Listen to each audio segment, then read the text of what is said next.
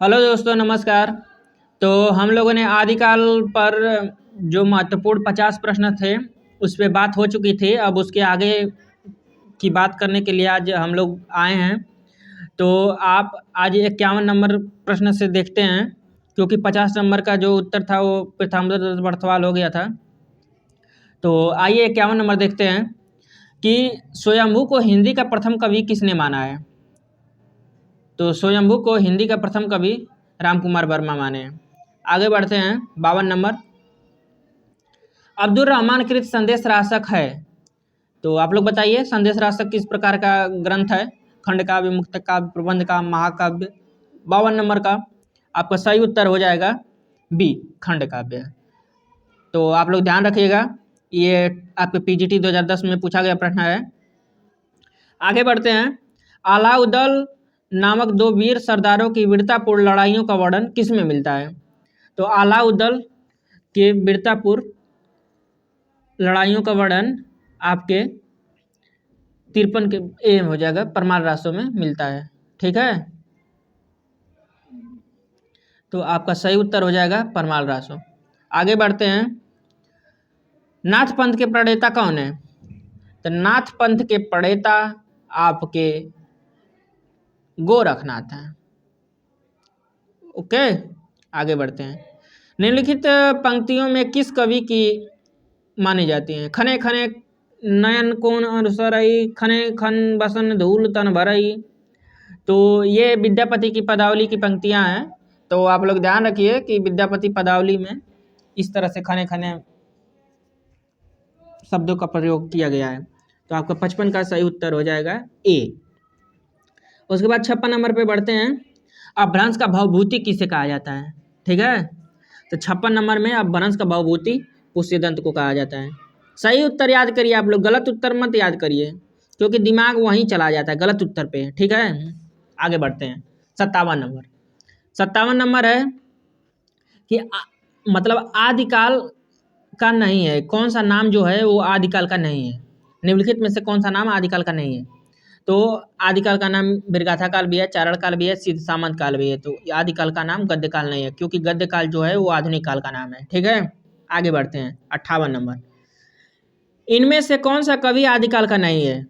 तो आप लोग बताइए, कौन सा कवि आदिकाल का नहीं है?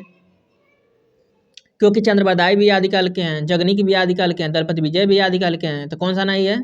आपके नाभादास जो हैं वो आदिकाल के नहीं है, वो भक्ति काल के कवि हैं। ओके, आगे बढ़ते हैं। उसके बाद 59 नंबर पे आते हैं। 59 नंबर है कि इनमें से कौन सी रचना आदिकाल की है? तो आप बताइए। पहले पूछा गया नहीं है, अब पूछा गया कि है। तो आदिकाल की रचना आपकी विद्यापति पदावली है। तो 59 का आपका बी ऑप्शन सही हो जाएगा, और बाकी सभी रचनाएं भक्ति काल की हैं। तो आगे बढ़ते हैं। 59 नंबर हो गया। अब 60 नंबर पे आते हैं। बिसल देव रासो के रचयिता कौन है? तो बिसल देव रासो के रचयिता आपके नरपति नाल है। ओके, बिसल देव रासो से बहुत क्वेश्चन पूछे जाते हैं भाई साहब, तो इस पे आप लोग ध्यान रखे रहिएगा। ठीक है, आगे बढ़ते हैं। 61 नंबर। इनमें से कौन सी भाषा आदिकाल की है? तो 61 नंबर का उत्तर हो जाएगा ब्रज भाषा। ओके, आगे बढ़ते हैं। अपभ्रंश के प्रथम महाकवि कौन हैं? तो अब स्वाभाविक सी बात है कि प्रथम महाकवि कौन से हैं, इनमें ऑप्शन में से आपको बताना है। और ये पीजीटी आपके 2011 में पूछा गया प्रश्न है, 62 नंबर क्वेश्चन है, तो आपके स्वयंभू हो जाएंगे। अगर यही ऑप्शन में आपके चंद्रबरदाई होते तो वह सही होते, क्योंकि उनकी जो प्रथम मतलब महाकाव्य वही लिखे हैं, पृथ्वीराज रासो। तो यहाँ पे चंद्रबरदाई तो है नहीं, तो स्वयंभू के मार के चलिए। आगे बढ़ते हैं कि अपभ्रंश काव्य का सुप्रसिद्ध छंद कौन सा है? तो अपभ्रंश में किन छंदों की प्रधानता थी? तो पद्धरिया छंद की।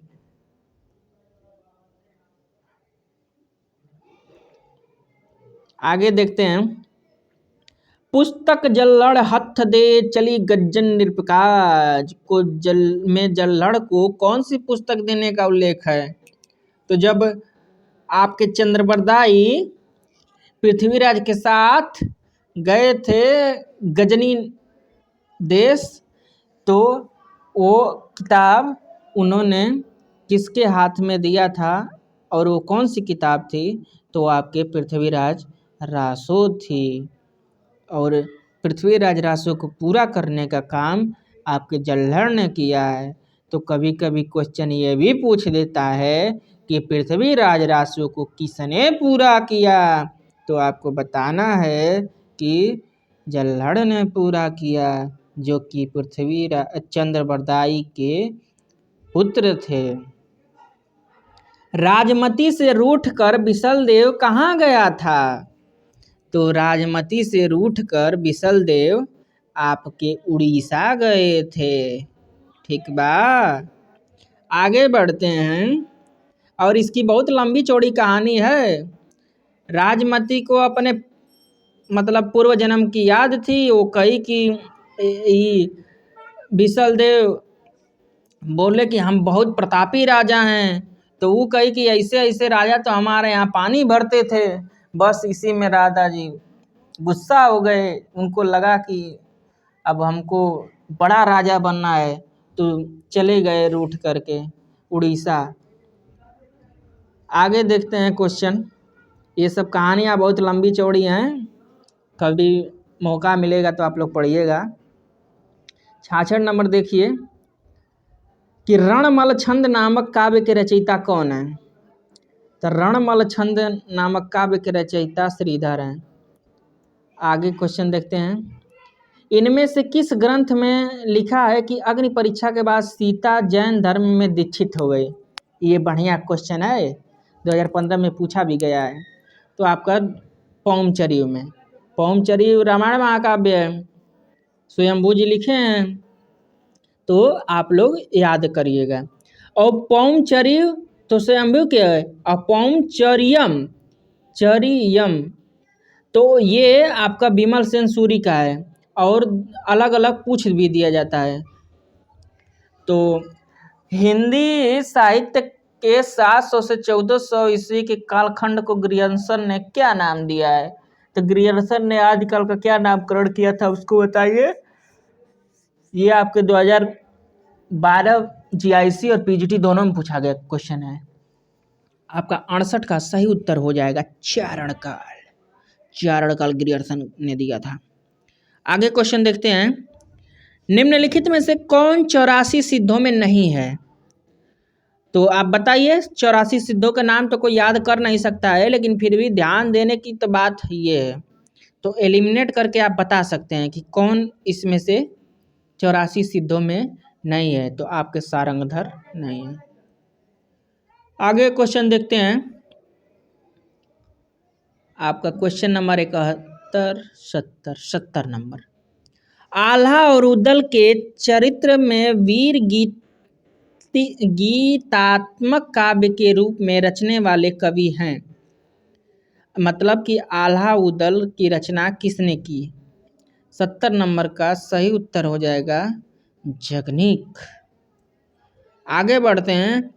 पंच पांडव चरित रास के रचयिता कौन हैं? ये 2015 में पूछा गया क्वेश्चन है। तो आपका सही उत्तर हो जाएगा शालिभद्र शूरी। आगे देखते हैं। स्वयंभू की कृति का नाम है। तो स्वयंभू ने कौन सी रचना किया था? देखिए बार बार उलट पुलट के ये क्वेश्चन वहाँ पूछ रहा है। ठीक है, तो आपके पौमचरी। उसके बाद संवत 1050 से 1375 की काला अवधि को में लिखे गए हिंदी साहित्य का वीरगाथा काल के रूप में नामकरण किसने किया? तो वीरगाथा काल नामकरण किसका है? तो ये आपका शुक्ल जी हैं। तो 73 का है आपका बी ऑप्शन सही हो जाएगा। देख रहे हैं किस तरह से घुमा घुमा के क्वेश्चन पूछा जा रहा है कि 1050 से 1375 तक के समय को आदिकाल आपके हजारी प्रसाद द्विवेदी माने हैं, और उसी का ये शुक्ल जी वीरगाथा काल नामकरण कर दिए हैं, और सभी विद्वानों ने अपना अलग अलग नाम दिया है। 74 नंबर देखते हैं। 10वीं से 14वीं शताब्दी के साहित्य को किस विद्वान ने आदिकाल के अंतर्गत रखा है? तो ये अच्छा प्रश्न है। 74 नंबर का आप सही उत्तर दीजिएगा तो ये हो जाएंगे हजारी प्रसाद द्विवेदी। आगे बढ़ेंगे। आदिकाल में किस प्रकार का साहित्य लिखा जा रहा था? तो आप लोग बताइए, आदिकाल में किस प्रकार का साहित्य लिखा जा रहा था? जनजीवन से हटकर राजाओं की वीरता का अतिरंजित वर्णन, दृढ़ भक्ति पर आधारित काव्य, निर्गुण की उपासना पर, उपयुक्त में से किसी प्रकार का नहीं। तो आपका सही उत्तर हो जाएगा 75 का ए, क्योंकि ये सब चारण कवि थे और दरबारों में रह करके राजाओं के वीरता का गुणगान करते रहते थे। तो आपका ए ऑप्शन सही हो जाएगा। 76 नंबर पे आते हैं कि अमीर खुसरो की पहेलियों तथा मुकरियों का क्या उद्देश्य था? तो अमीर खुसरो की पहेलियों और मुकरियों का उद्देश्य जनता का मनोरंजन करना था। मनोरंजन के माध्यम से लोक व्यवहार की शिक्षा देना, यही उनके पहेलियों और मुकरियों का उद्देश्य था। आगे बढ़ते हैं। 77 नंबर क्वेश्चन पे आते हैं कि वीर गाथा कालीन रासो काव्य में निम्नलिखित में से किस विषय का वर्णन नहीं है? इसमें किस चीज का वर्णन नहीं किया गया है? तो आप लोग ऑप्शन पढ़िए और सही उत्तर बताइए। तो आपका सही उत्तर हो जाएगा कृष्ण लीला का प्रतिपादन नहीं किया गया है, क्योंकि ये वर्णन नहीं है पूछा गया। ठीक है। रासो ग्रंथ किस भाषा में लिखे गए हैं? 78 नंबर क्वेश्चन का आप लोग सही उत्तर दीजिए। तो रासो ग्रंथ आपके ब्रज भाषा में लिखे गए हैं। तो आपका सही उत्तर हो जाएगा ब्रज। तो 78 का आपका सही उत्तर हो जाएगा बी। 79 नंबर पे आते हैं। वीर गाथा काल के प्रसिद्ध प्रबंध काव्य का नाम पृथ्वीराज रासो है।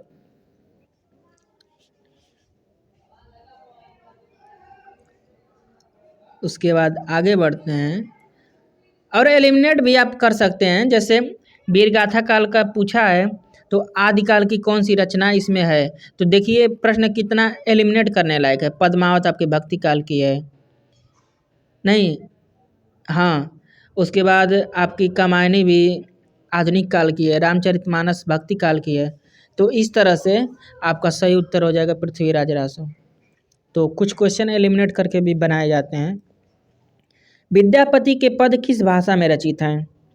तो विद्यापति को किसका कवि माना जाता है? उनको क्या उपाधि दी जाती है? मैथिली कोकिल। तो किसके कवि माने जाएंगे? तो 80 नंबर का आपका सही उत्तर क्या होगा? बी। उसके बाद आगे बढ़ते हैं। कौन सी रचना स्वयंभू कवि की नहीं है? तो इसमें से एलिमिनेट करके आप बता सकते हैं कि कौन सी रचना स्वयंभू की नहीं है। तो आपके सही उत्तर हो जाएगा महापुराण। महापुराण स्वयंभू का नहीं है, बाकी तीनों रचनाएं स्वयंभू की हैं। 82 नंबर क्वेश्चन देखते हैं। अपभ्रंश प्रभावित हिंदी रचना कौन सी है? कौन सी रचना अपभ्रंश प्रभावित है? तो आप लोग सही उत्तर बताइएगा। तो ये एक बार क्वेश्चन और पूछा गया था पहले भी, तो भरतेश्वर बाहुबली रास हो जाएगा। उसके बाद 83 नंबर पे आते हैं। 11वीं शताब्दी में रचित लोक भाषा काव्य है। तो 83 नंबर का आपका सही उत्तर हो जाएगा डी, ढोला मारूर और दूल्हा। आगे बढ़ते हैं। गोरखनाथ के गुरु का नाम बताइए। तो गोरखनाथ के गुरु मच्छिंद्र नाथ थे। तो 84 नंबर का आपका सही उत्तर हो जाएगा मच्छिंद्र नाथ। आगे बढ़ते हैं। 85 नंबर। अपभ्रंश शब्द का सबसे पहले उल्लेख किसने किया है? तो अपभ्रंश शब्द का सबसे पहले उल्लेख आपके पतंजलि ने किया है। उसके बाद 86 नंबर पे आते हैं। 86 नंबर। सिद्धों के प्रथम कवि कौन है? तो सिद्धों के प्रथम कवि बताइए आप लोग कौन है? 86 का सरप्पा। उसके बाद आगे बढ़ते हैं। अवहट्ट में शिक्षा शब्द के लिए कौन सा रूप मिलता है? मतलब अवहट्ट भाषा में शिक्षा को किस तरह से लिखा जाता था? 87 नंबर का सही उत्तर दीजिए। तो शिक्षा दंत स के साथ। उक्त व्यक्ति प्रकरण ग्रंथ किसका है? तो उक्त व्यक्ति प्रकरण ग्रंथ नहीं पूछा है, उक्त व्यक्ति प्रकरण मतलब किस प्रकार का ग्रंथ है। जैसे ऑप्शन के हिसाब से महाकाव्य, गद्य काव्य, छंद काव्य, व्याकरण। तो 88 नंबर का आपका सही उत्तर हो जाएगा कि व्याकरण ग्रंथ है। प्राकृतिक पैंगलम के रचनाकार कौन है? तो प्राकृतिक पैंगलम के रचनाकार आपके सही उत्तर हो जाएगा वंशीधर हैं। आगे बढ़ते हैं। अपभ्रंश शब्द का प्रयोग सबसे पहले कहाँ देखने को मिलता है? तो अपभ्रंश शब्द का प्रयोग सबसे पहले राजा धारसेन द्वितीय के शिलालेख में देखने को मिलता है। KVS PGT में पूछा गया क्वेश्चन है। श्रावकाचार किसकी रचना है? तो देवसेन कृत श्रावकाचार माना जाता है। तो आपका ये उत्तर सही हो जाएगा। विसल देवरासों का अंगी रस क्या है? तो विसल देवरासों का अंगी रस श्रृंगार रस है। देखिए इसके पहले क्वेश्चन पूछा गया था कि विसल देवरासों किस प्रकार का ग्रंथ है या श्रृंगार रस से संबंधित है। उसके बाद इस तरह से कई क्वेश्चन पूछे गए थे और एक क्वेश्चन ये भी पूछा गया था निम्नलिखित में से कौन वीर परक रचना नहीं है। तो क्वेश्चन पूछने का तरीका अलग अलग था लेकिन क्वेश्चन एक ही है। आगे बढ़ते हैं। उपदेश रसायन के रचनाकार हैं। तो 93 नंबर का आपका सही उत्तर हो जाएगा डी, जीन दस्तूरी। आगे बढ़ते हैं। ये मिलान करने वाला क्वेश्चन है। नहीं मिलान नहीं, ये आपको बताना है कि किस काल और रचनाकार की है, मतलब पृथ्वीराज रासो किस काल और रचनाकार की है। तो सही उत्तर आप लोग बताइए। 94 का 20 सही हो जाएगा।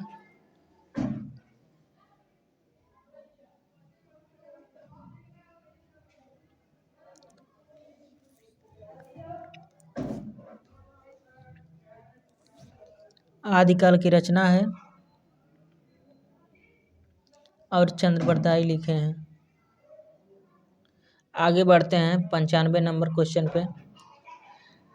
चंदन बाला रास किसकी रचना है? तो 95 नंबर का आपका सही उत्तर हो जाएगा डी, आशा कवि की है रचना चंदन बाला रास। उसके बाद सिद्ध कवि सराहप्पा की रचना का नाम है। तो सराहप्पा ने किसकी रचना किया था? तो 96 नंबर का आपका सी ऑप्शन सही हो जाएगा, दोहा कोश। मैथिली कोकिल के नाम से किसको जाना जाता है? देखिए फिर क्वेश्चन पूछ दिया। तो विद्यापति को मैथिली कोकिल बताया जाता है। ठीक है, 97 नंबर का सही ऑप्शन ए हो जाएगा। उसके बाद आगे बढ़ते हैं। 98 नंबर का देखते हैं। कीर्तिलता किस भाषा में रचित है?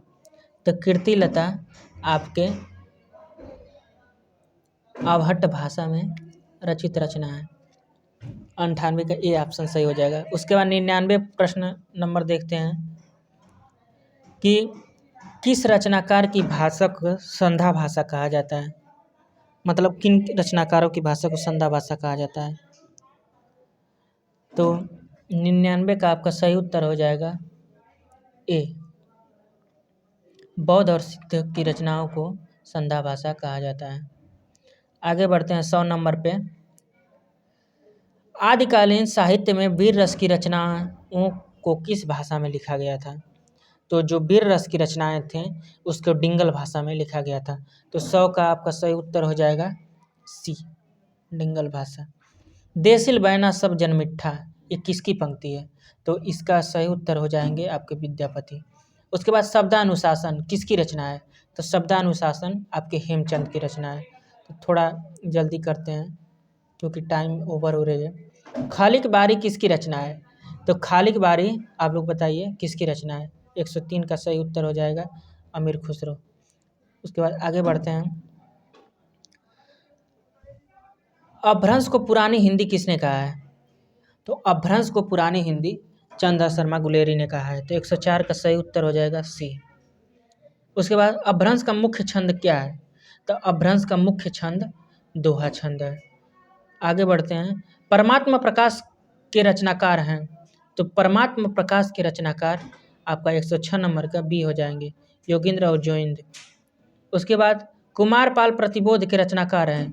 तो 107 नंबर के सी हो जाएगा, सोमप्रभ सूरी। उसके बाद मैथिली का प्राचीनतम उपलब्ध ग्रंथ है, तो इसका सही उत्तर हो जाएगा वर्णरत्नाकर। उसके बाद हिंदी साहित्य के आदिकाल को सिद्ध सामंत काल किसने कहा है? तो सिद्ध सामंत काल आपके राहुल संकृत्यायन ने कहा है, तो 109 का आपका डी उत्तर सही हो जाएगा। उसके बाद अमीर खुसरो की पहेलियाँ और मुकरियाँ किस भाषा में है? तो 110 नंबर का ए ऑप्शन सही हो जाएगा, खड़ी बोली में। उसके बाद 111 नंबर और आज का अंतिम प्रश्न है कि विद्यापति ने अपना कौन सा ग्रंथ मैथिली भाषा में लिखा है? तो आप लोग बताइए कि विद्यापति ने किस ग्रंथ की रचना मैथिली भाषा में की है? तो सही उत्तर हो जाएगा पदावली। इनकी पदावली मैथिली भाषा में है और इनको मैथिली कोकिल कहा जाता है। तो ठीक है दोस्तों, नमस्कार। आज पूरी वीडियो ख़त्म हुई। अब हम अगले वीडियो में भक्ति काल पर बात करेंगे कि किस तरह से भक्ति काल को पढ़ा जाए और भक्ति काल से किस प्रकार के क्वेश्चन पूछे जाते हैं परीक्षाओं में, खास करके टीजीटी, पीजीटी और जीआईसी के पेपर में। तो फिर मिलते हैं एक नए वीडियो के साथ। धन्यवाद।